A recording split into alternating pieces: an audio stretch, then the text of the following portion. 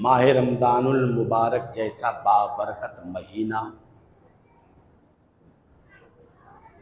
इसकी फैज़ान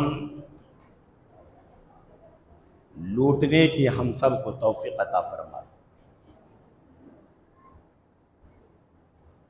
और बड़ी तेज़ी के साथ आहिस्ता आहिस्ता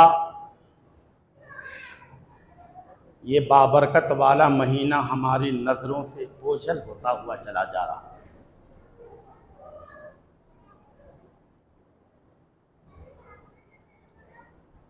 जुदाई का दर्द उसे महसूस होता है जिसने कभी किसी की जुदाई को महसूस किया हो।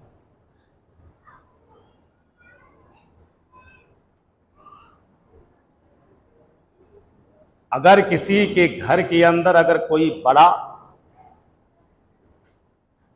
घर चलाने वाला शख्सियत हो,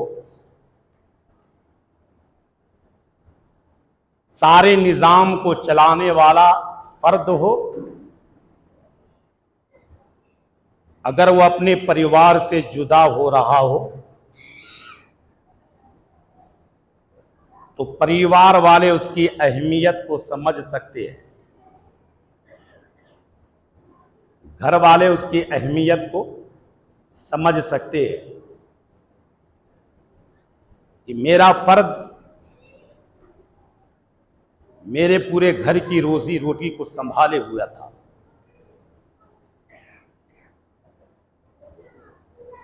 हर पसंद नापसंद चीजों को लाकर घर में रखता था। अब इसके चले जाने के बाद अब घर की पसंद नापसंद वाली चीजों को कौन लाएगा? हमारी बातों को, हमारी इल्तिजाओं को, हमारी मुद्दाएं को कौन सुनेगा? जब वो नजरों से ओझल हो जाए, जब वो नजरों से चला जाए तो उसकी अहमियत का पता चलता है। बस वैसा ही माह रमज़ानुल मुबारक का महीना भी है। ये महीना हम पर है तो हमारे घर के अंदर बरकत है। जरा जोर से बोलो। ये महीना है तो हमें ये उम्मीद है कि अल्लाह तबारक व ताला हमारी इस महीने के सदक़े में मग़फ़िरत भी फरमाएगा। ये महीना जब तक हम पर साए फिगन है, हमें उम्मीद है कि अल्लाह तबारक व ताला हमें दोज़ख से आजादी भी दिलाएगा। ये महीना जब तक हमारे दरमियान में मौजूद है, हमें यकीन है कि इस महीने में मरने वाला गुनहगार को भी अल्लाह तबारक व ताला इसके सदक़े में जन्नत अता फरमाएगा। हमें यकीन है कि मरने वाले मुर्दे से मुनकर नकीर सवालात नहीं करते, क्योंकि ये ऐसा महीना ही रब ने बनाया है। ये ऐसा फजल वाला, करम वाला, बरकत वाला, जिशान वाला, कुरान वाला, आन वाला, शान वाला, ये ऐसा महीना ही बनाया है जिस महीने के आने पर तमाम मखलूक फख्र करती है, तमाम मखलूक फख्र करती है। तो गम क्यों ना हो, क्योंकि अनकरीब हमारे दरमियान से यह रमजान चला जाएगा। जरा दिल से सोचो मेरे मिल्लत के नौजवानों, एक साल का अरसा मामूली अरसा नहीं होता है। एक साल का अरसा बड़ी मुद्दत का अरसा होता है। एक साल के बाद वही लोग इस बाबरकत वाले महीने को पा सकते हैं जो इस दुनिया के अंदर जिंदा रहे, जो इस दुनिया के अंदर सलामती के साथ में रहे, जो इस दुनिया के अंदर तंदुरुस्त और सेहतमंद रहे, जो इस दुनिया के अंदर बड़ी सलामती वाला बनकर रहे, वही इस माह रमज़ानुल मुबारक का रोजा उसे मिल सकता है। वरना जो लोग इस दुनिया से इंतकाल कर जाएंगे, इस दुनिया से फौत कर जाएंगे, या तंदुरुस्त है बीमारियों में मुब्तला हो जाए, पांव वाला है लंगड़ा हो जाए, आंख वाला है अंधा हो जाए, हाथ वाला है लुंजा हो जाए, जिस्म वाला है बीमारियों में मुब्तला हो जाए, तो फिर ऐसे लोग माह रमजान के रोजा मिलने के बावजूद भी नहीं रख सकते। जरा गौर तलब है। ये जो मिला है ये सबसे बड़ा इनाम है रब का, और ऐसा बड़ा इनाम है कि रब तबारक व ताला ने रोजों के जरिए, इबादतों के जरिए जिस्म की ज़कात इसी के जरिए निकलवा देता। जो माह रमजान मुबारक के रोजे को पाया हो, रोजे को रखा हो, उसी रोजे की बदौलत भूख की शिद्दत में, प्यास की शिद्दत में, जब भूख को बर्दाश्त करता है, प्यास की शिद्दत को बर्दाश्त करता है, गौर तलब है, जरा गौर करो, जब भूख की शिद्दत को बर्दाश्त किया, प्यास की शिद्दत को बर्दाश्त किया, ऐसे सूरज के उगलते हुए शुआओं पर, ऐसी आबोताब की सूरज की ऐसी ऐसी अंगारों पर, जब ऐसे सिचुएशन, ऐसे हालात के अंदर जब उसने रोजे को रखा, तो अल्लाह तबारक व ताला उसके जिस्म को ऐसे पाक कर देता है, ऐसे पाक कर देता है जैसे कि तुम्हारा जिस्म पानी के धुलने के बाद पाक और साफ हो जाता हो, तुम्हारे तिहारती मिल जाती हो। जरा गौर करो मेरे मिल्लत के नौजवानों, अल्लाह तबारक व ताला ने इस रमजान के अंदर तुम्हारी इबादत के जरिए, तुम्हारी तरावी के जरिए, तुम्हारे कुरान के जिक्र करने के जरिए, तुम्हारे जिक्र अस्कार करने की वजह से, तुम्हारे तस्बीह और तहलील पढ़ने की वजह से, तुम्हारे हम्द व सना करने की वजह से अल्लाह तबारक व ताला तुम्हारे जिस्म को पाक कर देता है। अब जो जिसके पास माल होता है उसका भी जरिया रब ने बता दिया, जिसके पास सोने चांदी है उसको भी जरिया बता दिया। रब ने बता दिया कि जिस तरीके से तुमने अपने जिस्म को पाक किया है, जिस तरीके से तुमने अपने जिस्म को तमाम चीजों से पाक कर लिया है, उसी तरीके से अब माल को पाक करो, क्योंकि जिस्म के अंदर जब तक तुम्हारा माल पाक न हो जाए, वो माल तुम्हारे जिस्म में लगाया नहीं जा सकता, उसे तुम इस्तेमाल कतई कर नहीं सकते, क्योंकि हमने तुम्हारे जिस्म को पाक कर दिया है, तुम्हारी इबादतों के जरिए पाक कर दिया है, तुम्हारी रियाजत के जरिए पाक कर दिया है, तुम्हारी बंदगी के जरिए पाक कर दिया है, तुम्हारे रोजे रखने की वजह से पाक कर दिया है, तुम्हारे तरावी पढ़ने की वजह से पाक कर दिया है। तो पाक जिस्म के अंदर अगर कोई माल आना चाहे तो वो भी पाक बनकर आएगा। अगर नापाक हो तो नापाक को जिस्म में ना लो, अगर तुमने नापाक को जिस्म में लिया, तुम्हारा रोजा रखना बेकार हो गया, तुम्हारा इबादत करना बेकार हो गया, तुम्हारी नमाज तरावी पढ़नी बेकार हो गई, तुम्हारा रोजा रखना बेकार हो गया, अतिया देना बेकार हो गया, सदका करना बेकार हो गया, हत्ता की सारी तुम्हारे माल और असबाब सब के सब बेकार हो गए, क्योंकि रब पाक है और पाक लोगों को ही पसंद फरमाता है। अब जरा गौर करो मेरे मिल्लत के नौजवानों, साल गुजरने के बाद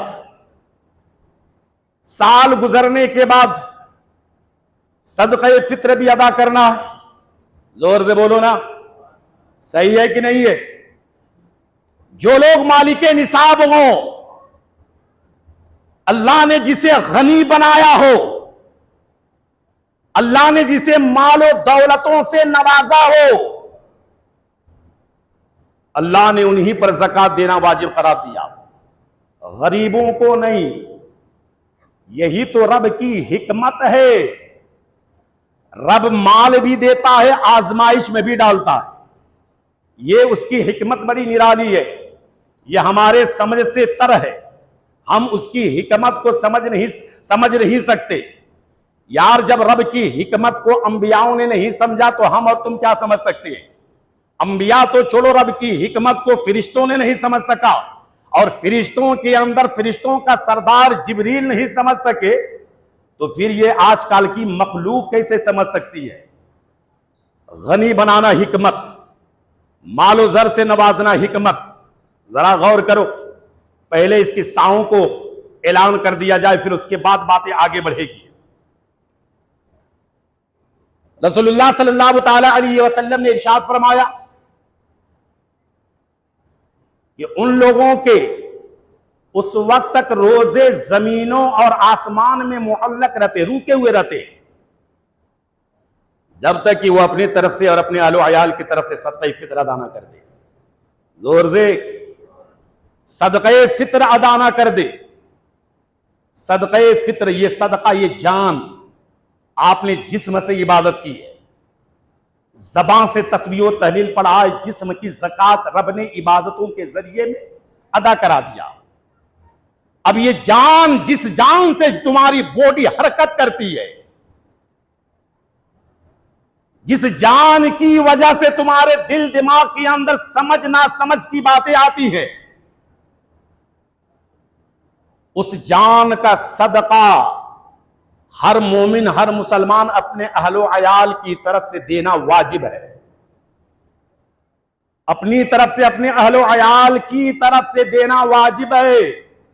वरना अगर कोई रोजा हो, रोजा रखने के बावजूद भी ईद उल फित्र की नमाज से पहले पहले, ये कान खोलकर सुन ले, फिर बाद में ये मसला ये ना कहे कि हमें मसला समझ में नहीं आई। ईद उल फित्र की नमाज से पहले पहले हर आकिल बालिग मुसलमान को अपनी तरफ से, अपने बाल बच्चों की तरफ से सदक़े फित्र देना वाजिब है। अब सदक़े फित्र में क्या देना है? मैंने तो यहां सुना कि आजकल के कुछ ऐसे मौलाना भी हैं, ऐसे मुल्ला भी हैं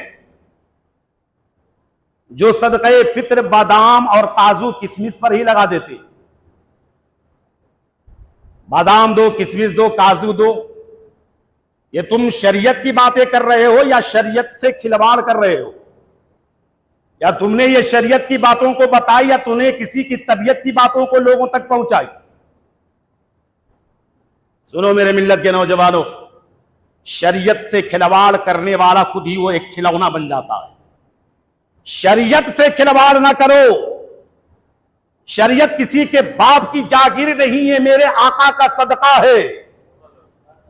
ये मेरे आका की दी हुई सबसे बड़ी नेमत है शरीयत।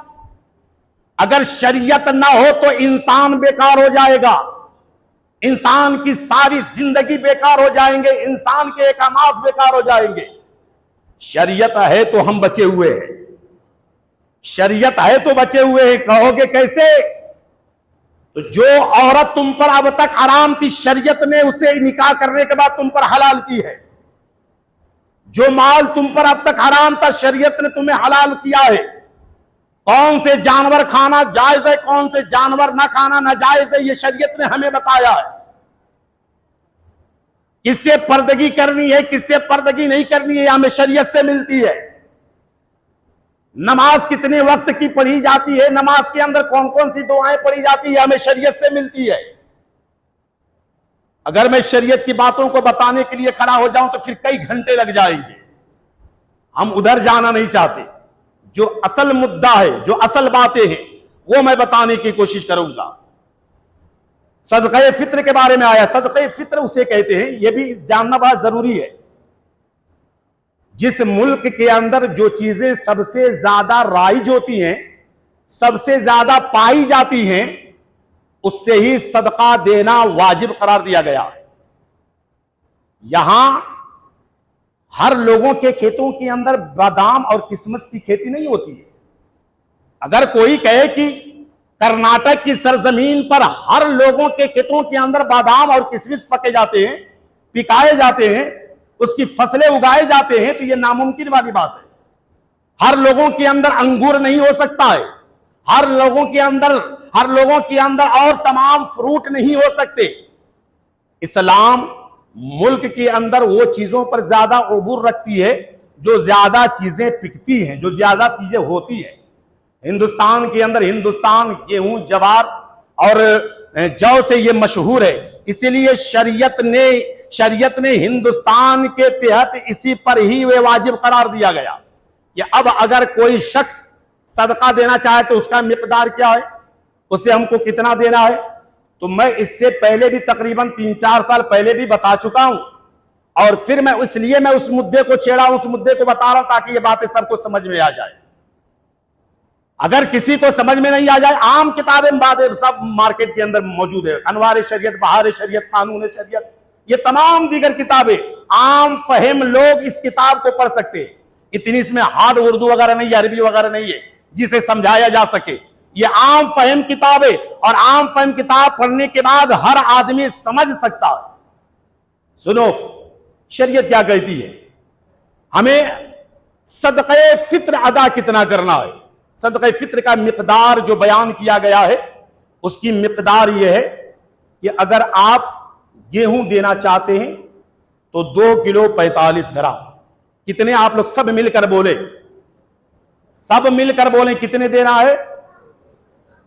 अगर अल्लाह ने जबानें दी है तो बोलो, जो होशियार लोग हैं वही बोलेंगे 2 किलो 45 ग्राम।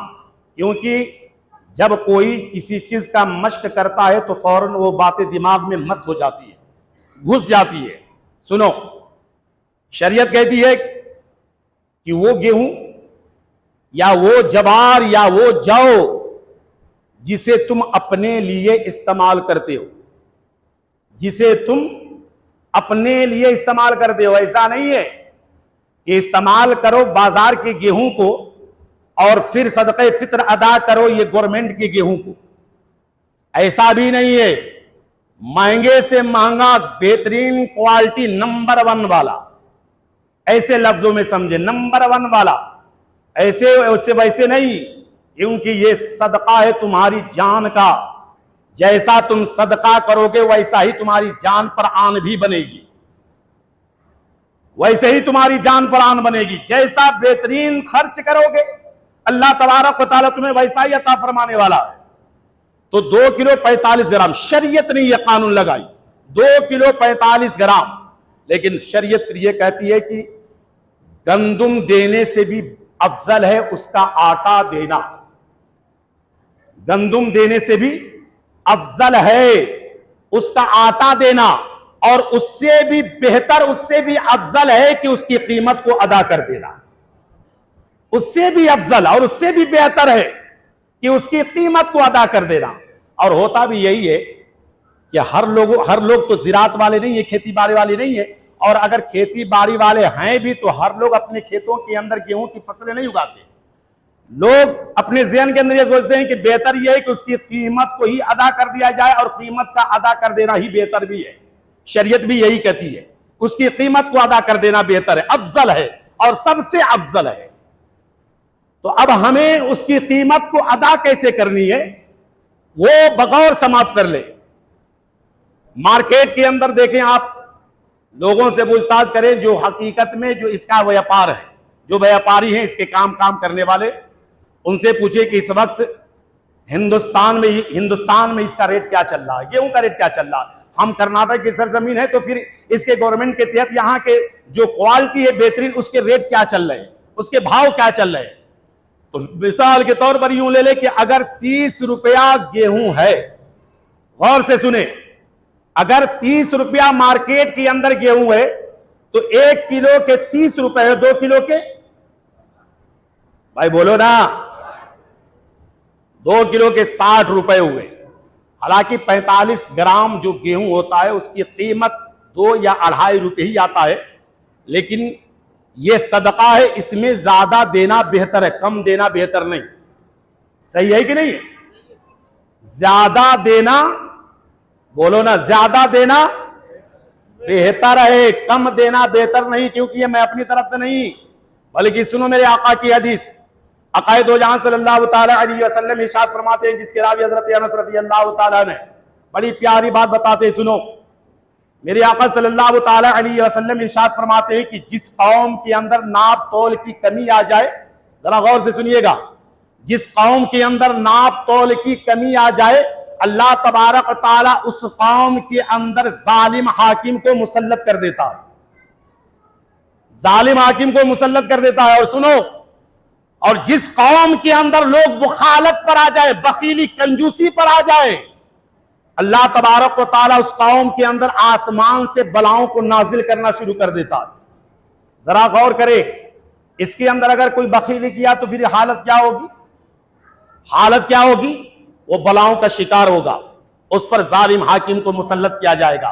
और शैतान का भी यही कहना है कि मेरा वो दोस्त होता है जो सबसे ज्यादा बखीली करने वाला, वो मेरा बड़ा अपना साथी है, गहरा दोस्त है, मेरा वो फ्रेंड है। हजरत यहया अलैहिस्सलाम की मुलाकात शैतान लईन से हुई। शैतान लईन से हजरत यहया अलैहिस्सलाम ने पूछा था कि ए शैतान इजाजिल, ये तो बता कि दुनिया में तेरा सबसे गहरा दोस्त कौन है, तुम्हारा सबसे गहरा दोस्त। जरा गौर कीजिए, गहरा दोस्त, फ्रेंड, जो आजकल जो बच्चे कॉलेज पढ़ गए, फ्रेंड हमारा ये। तो सुनो, शैतान लईन कहता है कि जो सबसे ज्यादा मुखालत करने वाला हो, जो सबसे ज्यादा दुनिया के अंदर बुराई करने वाला हो, जो वालिदैन को सताने वाला हो, जो ज़नाखोर हो, सुदखोर हो, बदखोर हो, ऐसे लोगों को शैतान अपना दोस्त कहा है। शैतान ने किसे दोस्त कहा है? ऐसे लोगों को शैतान ने अपना दोस्त कहा है। अच्छा ये बताओ कि हजरत गौसे आजम कौन है? जोर से बोलो यार, गौसे आजम कौन है? बोलो ना, वलियों के सरदार। हजरत सैयदना इस्माइल शाह कादरी कौन है? ये अल्लाह के वली हैं। जोर से बोलो, अल्लाह के वली हैं। अगर मैदान महशर के दिन हजरत सैयदना इस्माइल शाह कादरी अगर हम में से किसी से कहें, ए परवरदिगारे आलम, ये फलां शख्स मेरा दोस्त है, जोर से बोलो ना। गौसे आजम कहे, ख्वाजा गरीब नवाज कहे कि परवरदिगारे आलम ये मेरा दोस्त है, तो रब भी कहेगा कि ए मेरे वली, जो तेरा दोस्त है वो मेरा दोस्त है, जो तेरा दोस्त है वो मेरा दोस्त है, और तू जिसे चाहे अपने साथ जन्नत में लेकर जा, तेरे लिए कोई रुकावट नहीं, न जन्नत के दरवाजे तेरे लिए बंद है, बल्कि है मेरे वलियों, मैंने तुम्हारे लिए जन्नत के दरवाजे को खोल दिया है, और तुम जिसे चाहो उसे अपने हाथों को पकड़कर जन्नत में लेकर जाओ। अगर शैतान ने कल कयामत के दिन कहा कि परवरदिगारे आलम ये मेरा गहरा दोस्त है, ये मेरा फ्रेंड है, तो फिर रब कहेगा कि जो तेरा दोस्त है फिर उसे जहां तू चाहे लेकर जा, क्योंकि तेरे लिए भी जहन्नम के दरवाजे को मैंने खोल दिया, दरवाजे खुले हुए। अब उन जहन्नम में जिस दर्जात में जाना चाहते हो, जिस दर्जात का ये काबिल है, उसी दर्जात के अंदर उसे अपने साथ लेकर जाओ, उसे अपने साथ लेकर जाओ। तो शैतान लईन ने ऐसे लोगों को अपना दोस्त कहा है। तो आप ऐसे अल्लाह वालों के दोस्त बनना पसंद करेंगे कि शैतान का दोस्त बनना पसंद करेंगे? ये अपने ऊपर डिपेंड है, ये अपने ऊपर डिपेंड है। अगर अल्लाह ने हमें मालो ज़र दिया है, गनी बनाया है, तो अल्लाह की राह में कुछ खर्च करने के बाद ऐसे वलियों को अपना साथी बना लिया जाए जो इनकी साथी कर दुनिया के अंदर भी काम आ जाए और आखिरत के अंदर भी काम आ जाए। सही है ना? तो सुनो, मैं अर्ज ये कर रहा था कि 2 किलो 45 ग्राम गेहूं, उसकी कीमत अगर अदा करेंगे तो अगर मार्केट में 30 रुपया है तो 30 गुना के 7 हुए, और 7 मैंने 45 ग्राम के 2 या 2.5 रुपये बताया, लेकिन सीधा सीधे उसका 10 रुपये रख लो। ज्यादा रखेंगे तो इसमें हर्ज तो नहीं है ना? ज्यादा अगर हम रखेंगे तो इसमें कुछ हर्ज है, कम रखेंगे तो गुनाह जरूर है। कम रखेंगे तो गुनाह है, ज्यादा रखेंगे तो इसमें कोई हरज नहीं बल्कि और ज्यादा सवाब है। जरा जोर से बोलो, और ज्यादा सवाब है, इसमें सवाब का काम है। तो मैं 30 रुपए के हिसाब से, अब मुझे मार्केट का रेट नहीं मालूम है, व्यापारियों से आप पूछकर इसका रेट निकाल लें, लेकिन मैं मिसाल के तौर पर यह पेश किया कि अगर 30 रुपए गेहूं है तो 30 गुना के साथ 10 रुपया 45 ग्राम का एक्स्ट्रा रखो आप, उसके टोटल हो गए 70 रुपए। तो 70 रुपए अपने तरफ से अपने बाल बच्चों की तरफ से सदका फित्र अदा करना वाजिब है, अपने तरफ से अपने बाल बच्चों की तरफ से। और एक चीज और सुन ले, यह भी मसला बहुत जरूरी है।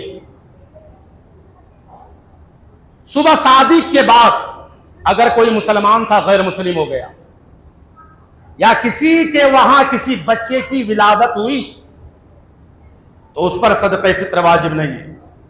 सदक़े फित्र सुबह सादिक से पहले पहले अगर कोई काफिर था मुसलमान हो गया, या किसी के घर के अंदर किसी भी बच्चे बच्चियों की विलादत हुई, तो उसके तरफ से भी सदक़े फित्र अदा करना, बोलो, सदक़े फित्र अदा करना वाजिब है। अगर 1 मिनट भी सुबह सादिक से पहले घर के अंदर बच्चा पैदा हुआ तो उसके तरफ से भी सदक़े फित्र देना वाजिब है।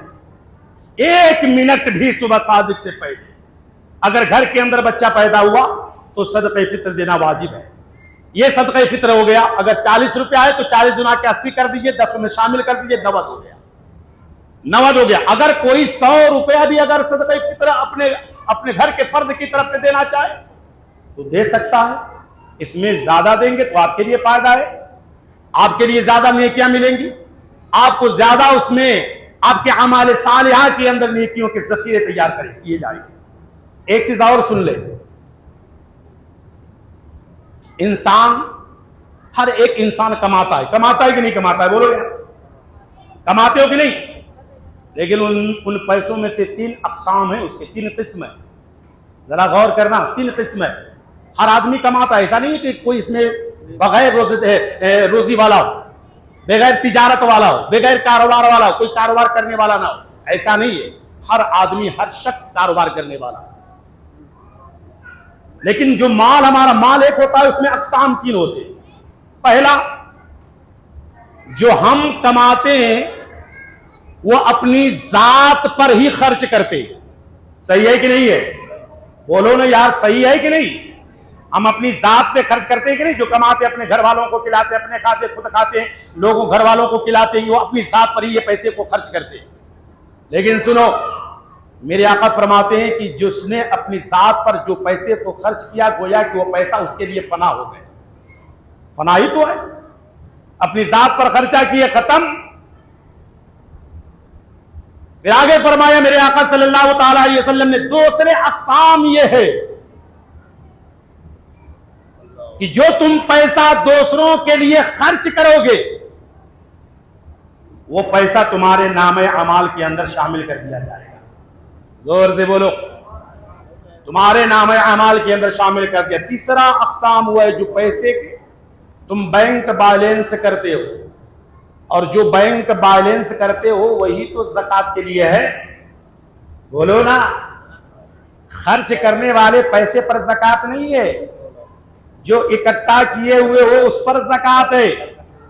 चाहे वो माल हो, सोना हो, चांदी हो, चाहे जिस घर से आप उससे तिजारत हासिल करते हो, या जिन चरवाहों, जिन जानवरों से आप अपनी रोजी रोटी चढ़ाते हो, कारोबार में शामिल किए हुए हो, या जो वो फलाट जिससे आप फायदा हासिल करना चाहते हो, ये हाजत असलिया के अलावा है। और जो हाजत असलिया के अलावा है उसी पर ज़कात देना भी वाजिब है। ज़कात देना भी वाजिब है। अब सुनो मेरे मिल्लत के नौजवानों, ज़कात का भी थोड़े इस पर रोशनी डाल दी जाए। इसकी फजीलत जो है आने वाले जुमे में मैं बयान करूंगा, क्योंकि वक्त भी अब होने को है, इसलिए मैं इसकी सिर्फ जो मिकदार है वो बयान कर रहा हूं। इसकी फजीलत आने वाले जुमे को सुने।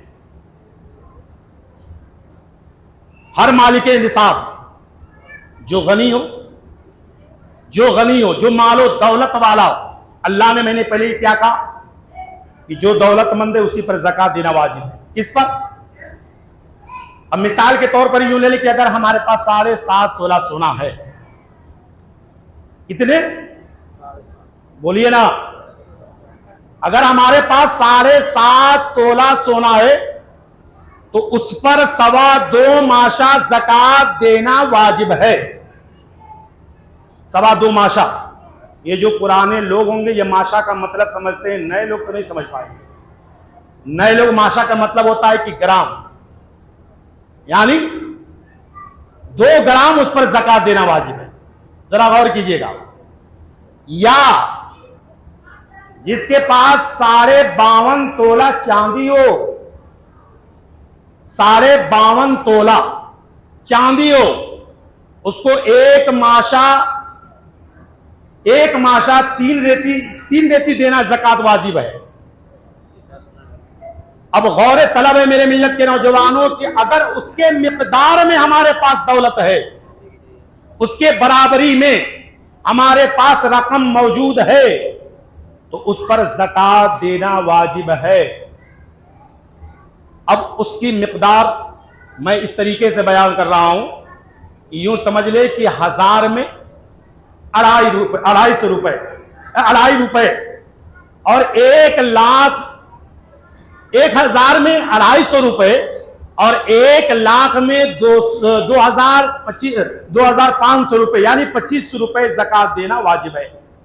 2500 रुपए, सिर्फ 1,00,000 रुपए के अंदर 2500 रुपए निकालना है, वरना पूरा रकम ये आपका है।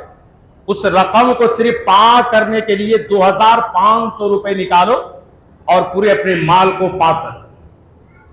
पूरे अपने माल को पाक करो, क्योंकि माल को पाक करना जरूरी है, वाजिब करार दिया गया है।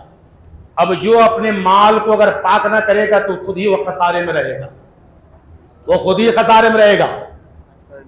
सहाबा कराम आका की बारगाह में अर्ज करते हैं, या रसूलुल्लाह सल्लल्लाहु ताला अलैहि वसल्लम, जो लोग अपने माल से ज़कात अदा नहीं करते फिर अल्लाह ताला उनके माल को क्या करता है, ये भी सुन ले।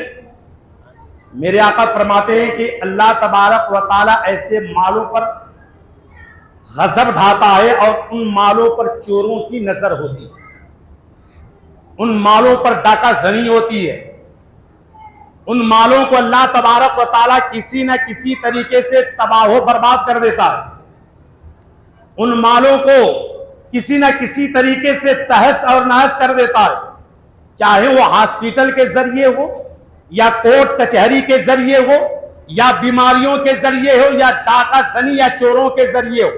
बहरहाल वो माल हलाक होकर रहेगा, इसमें नुकसान होकर रहेगा, बंदों का ही नुकसान है।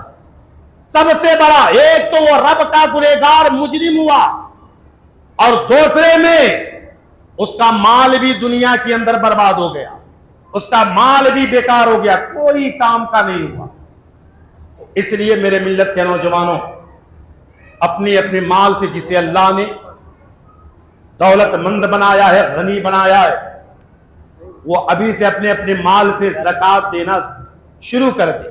अच्छा, ये भी एक मसला है कि ज़कात देना किसको है, ये भी एक मसला है। हम क्या करते हैं, हम ज़कात के काबिल तो हैं, लेकिन हम ज़कात उसी को देते हैं जो गनी हो, जो मालदार हो, जो पैसे वाला, घर से अच्छा खासा हो, अच्छा खाने पीने वाला हो। यार, फकीर वो नहीं होता, गरीब वो नहीं होता, गरीब वो होता है जिसका कोई सहारा ना हो, जिसका कोई कमाने वाला ना हो, जिसे कोई खिलाने वाला ना हो, वो गरीब होता है।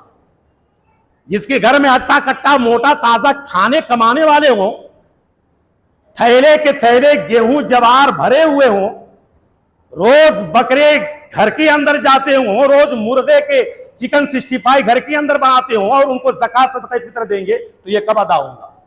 पत्ते अदा नहीं होने वाले। हकीकत में जो उसके काबिल है उन्हें दो, जो काबिल है हकीकत में उन्हें दो।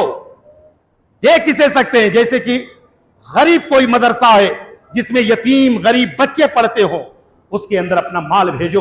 कसम खुदा कि अगर तुम्हारे माल की बदौलत अगर एक भी मदरसे के अंदर हाफिज कुरान कोई बच्चा हो गया तो तुम्हारे नस्लों तक उसका सवाब पहुंचाया जाएगा, उसका सदका नस्लों तक दिया जाएगा। और हकीकत में किसी के घर के अंदर अगर कोई खिलाने पिलाने वाला ना हो, तुम उसकी मददगार बन गए इस रमजान के अंदर और तुमने उसे अपने बराबरी कर दिया, उसे दौलतों को देकर, तो कसम खुदा की कल क़यामत के दिन तुम्हारा सर फख्र के साथ ऊंचा होगा और उसी ऊंचे की बदौलत तुम्हें अल्लाह जन्नत अता फरमाएगा।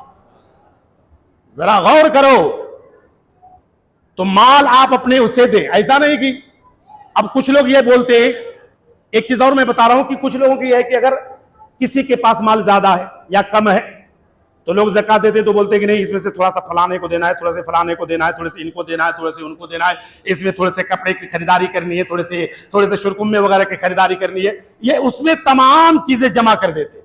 नहीं, बल्कि शरीयत क्या कहती है कि जो ज़कात माल तुम्हारा जो निकलता है उस गरीब को दो ताकि उसका सही तरीके से ईद उल फित्र अदा हो जाए, उसके बच्चों के कपड़े बन जाए। यार, ये कभी बर्दाश्त हो सकता है कि हमारे बच्चे ईद के दिन नए नए कपड़े पहने, हमारे बच्चे बेहतरीन शूट बूट के अंदर नजर आए, और तुम्हारा पड़ोसी में रहने वाला गरीब जो है वो तुम्हारे पास में रहने वाला गुर्बत का मारा हो, फिर उसका बच्चे जो है फटे पुराने कपड़े पहनकर अगर ईदगाह पे जाएंगे तो फिर तुम्हें कैसा महसूस होगा? ये दिल कभी गवारा नहीं देगा, ये कभी दिल बर्दाश्त नहीं करेगा, ये तुम्हें कल कयामत के दिन तुम्हें जवाब देना पड़ेगा। मेरे आका फरमाते हैं कि कल कयामत के दिन सबसे ज्यादा उमराओं की हलाकत की सबब फुकरा बनेंगे। उमराओं की हलाकत का सबब ये फकरा बनेंगे, कल क़यामत के दिन रब की बारगाह में कहेंगे, ए परवरदिगार आलम, इन्हें तूने मालो दौलत से नवाजा था, लेकिन ये दुनिया में मेरा ख्याल नहीं किया, ना हमें पैसा दिया, ना हमारे बच्चों के कपड़ों को बनाया, ना हमें ईद मनाने दिया। हमारी जिंदगी, हमारा रमजान भूखे प्यासों के अंदर गया। इफ्तार के वक्त खाने की कोई साजो सामान नहीं होता था, इस शहरी के वक्त हम पानी को पीकर पूरा पूरा दिन रोजे रखा करते थे। तो बताओ मुसलमानों, उस वक्त तुम क्या जवाब दोगे? मेरे आका फरमाते हैं कि कल क़यामत के दिन जब फकरा किसी उम्रा के लिए जब रब की बारगाह में शिकायत करेगा, तो रब तबारक व तआला इसका गुनाह उसके सर पे डालकर उसे जहन्नम में डालेगा और उसकी नेकियों को इसके ऊपर डालकर इसे जन्नत के अंदर डाल देगा। इसलिए मेरे मिल्लत के नौजवानों, जो हकीकत में गरीब है उसकी तलाश करो। लोगों का कहना यह भी होता है कि हम गरीब को कहां तलाशें, कौन है गरीब? लेकिन नहीं, आज भी इस धरती पर, इस रुए जमीन पर गरीब मौजूद है। इस धरती रुए जमीन पर गरीब मौजूद है। गरीबों का हक गरीबों तक पहुंचाओ, वरना इसका हश्र बहुत ही बुरा होगा। एक और बात सुन ले, कुछ लोग ऐसे भी करते हैं कि अपने ज़कात सदकात के माल को सैयदों को अता करते हैं, सैयदों को देते हैं। सख्त मना है, अगर किसी ने सैयद को 1 रुपए भी ज़कात का दिया, 1 रुपए भी ज़कात का दिया, तो वो सबसे बड़ा गुनहगार कहलाएगा, क्योंकि सैयदों पर ज़कात देना और ज़कात लेना ये दोनों हराम है, ये दोनों हराम है। क्या आपने ये वाकया नहीं सुना कि हुजूर की बारगाह में सदके की खजूर की टोकरी लाकर रखा गया?